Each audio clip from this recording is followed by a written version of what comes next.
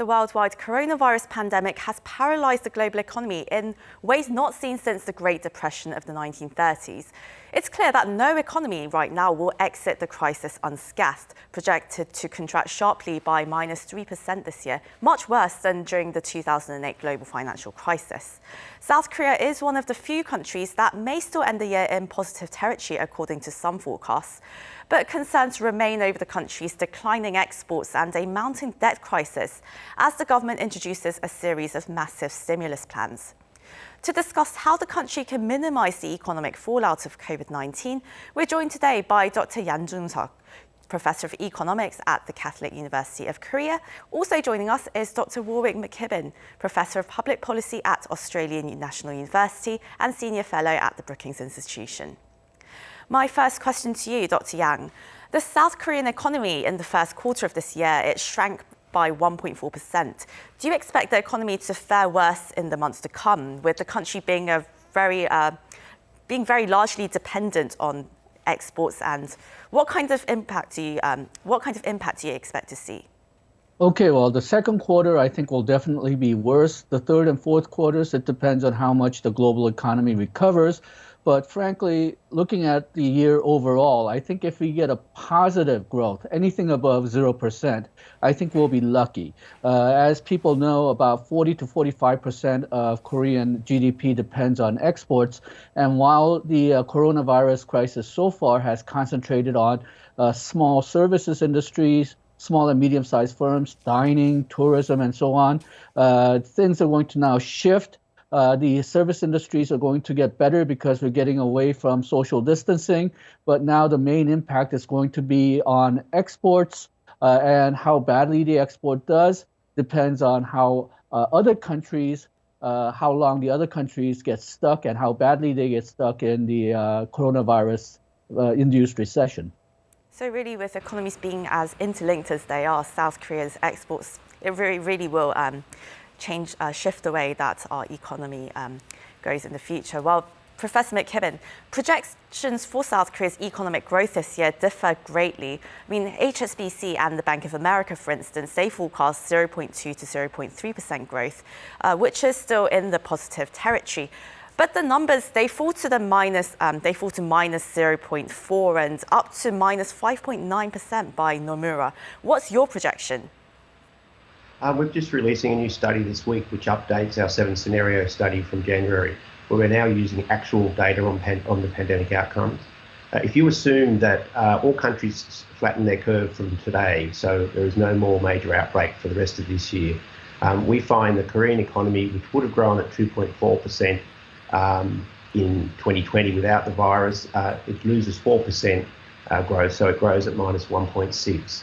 Now, that's on the assumption that all countries do the right thing. If we look at the other scenarios, which are re-emergence of diseases because countries are opening too soon, that negative 1.6% growth very quickly becomes -5, -6.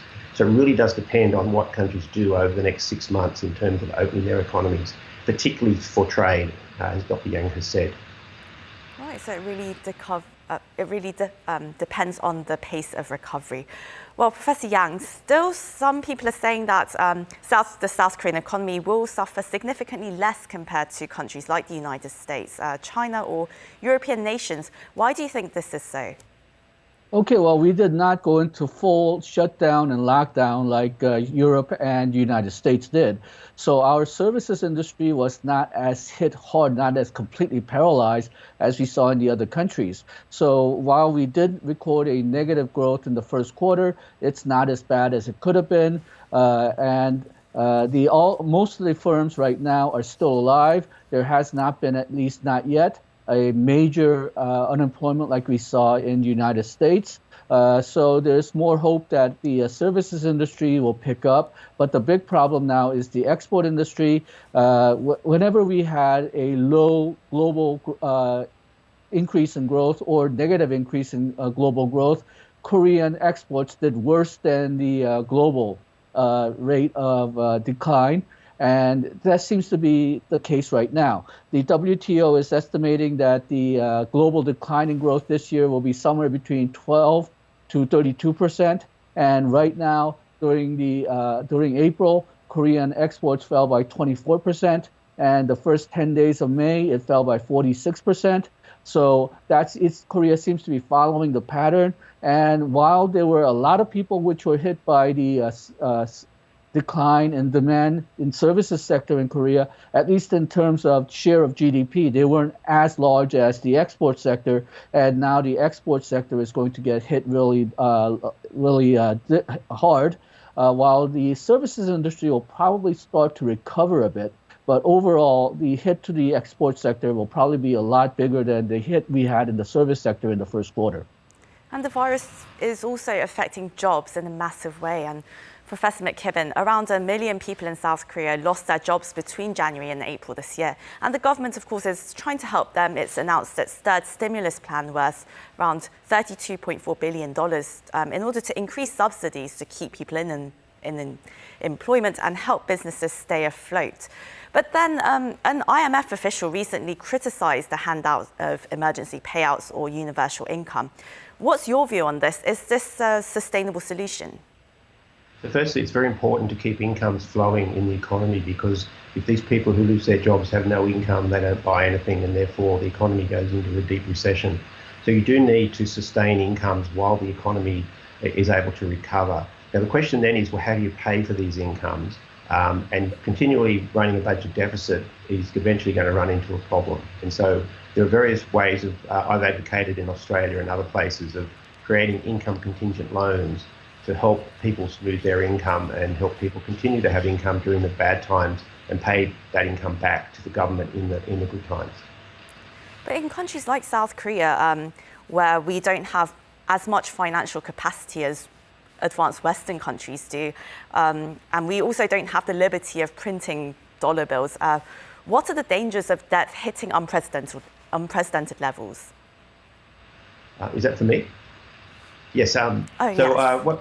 The problem is in normal times with real interest rates positive, issuing debt can be a real problem. But under the current situation, real interest rates are so negative that the fiscal burden is actually not there at the moment. So as long as there is a capacity to rein in the deficits in the future, once real interest rates begin to rise, then you can avoid the fiscal constraint. The key part of it, though, is to have an income contingent basis to the way in which this is financed. These are not just loans to people. These are payments to people who then pay it back when their incomes go above a predetermined level. Very similar to the way we fund higher education in Australia.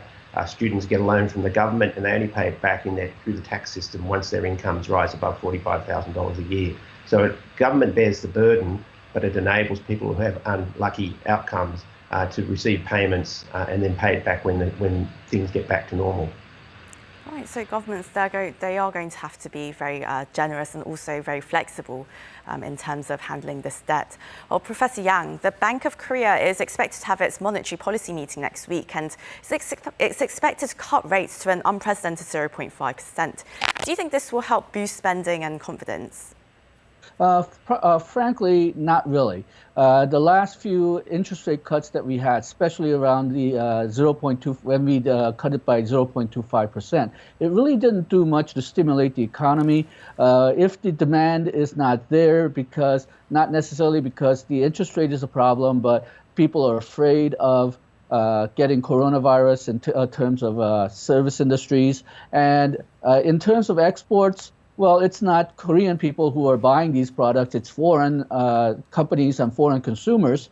So if the demand is not there, cutting the interest rate by 0.25%, I don't think it's going to do too much for the real economy. It may make people more secure. It may give people slightly more confidence because they know that Bank of Korea is keeping up with the situation. But the last few interest rate cuts that we had, it really didn't show that much of an effect.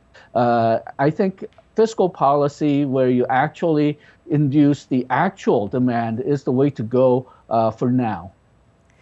Well, Professor McKibbin, do you think that rate cuts at this point anywhere in the world will actually help? And what do you think the South Korean government can do to actually revive its economy?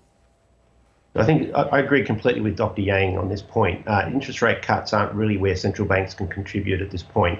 We haven't got a demand deficiency coming from monetary policy, we have a demand deficiency and a supply shock. What central banks should be doing is guaranteeing liquidity, so that if there are any banking problems in any economies, people are confident that the central bank will provide liquidity to keep the financial system functioning. That contributes significantly to confidence. What should be happening is there should be a very clear plan in the Korean economy about how the opening up will occur, what sort of testing, tracing and isolating policies are in place to instill confidence in the people that the government has a strategy that can be monitored, that can be used to assess whether or not the economy is improving more quickly than people expected. Maintaining confidence is really critical. Maintaining incomes, as we've discussed, is also very important.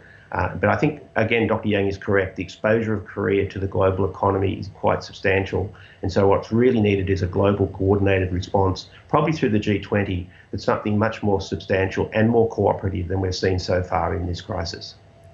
Well, just before we go, Dr. Yang, the South Korean economy was actually slowing down and its unemployment rate was also on the rise. And there were also concerns that there could be a deflationary shock due to plummeting consumer prices before the actual coronavirus outbreak. What fundamentals do you think need to be improved? Okay, well, I think there is a real danger that there will be a deflation, but how we deal with that is basically we need to increase demand, which is very difficult to do right now because, well, export demand is dependent on global economy, which is not doing very well. So we can at least do something about the domestic economy. It all comes down to keeping the incomes stable for people who are afraid that they might be let go, and also keeping the firms alive, I think. The more firms that survive the initial state of panic, which we are in right now, and the more people who are staying employed, the easier it's going to get to pick up the recovery when it starts, and also the easier it's going to be to stop the deflationary pressure. Well, I'm afraid that's all we have time for today, but it's been an incredibly insightful discussion. Dr. Jun-sok, Professor of Economics at the Catholic University of Korea, and Dr. Warwick McKibbin, Professor of Public Policy at Australian National University. Thank you both so much for joining the programme. Thank you, Sugan. Yeah.